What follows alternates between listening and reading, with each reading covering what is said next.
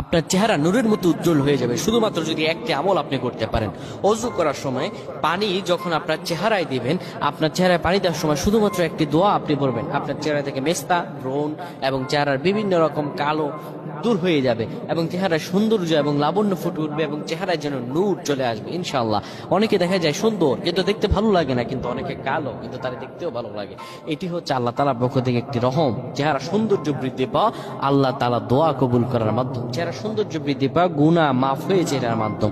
প্রিয় ভাইরা আমার, এটা অত্যন্ত গুরুত্বপূর্ণ আমল, সকলেই করবেন। যখন আপনি ওযু করবেন, ওযু করার সময় পানিটা যখন চেহারায় দিবেন, ওই পানির মধ্যে 3 বার করে ফু দিবেন।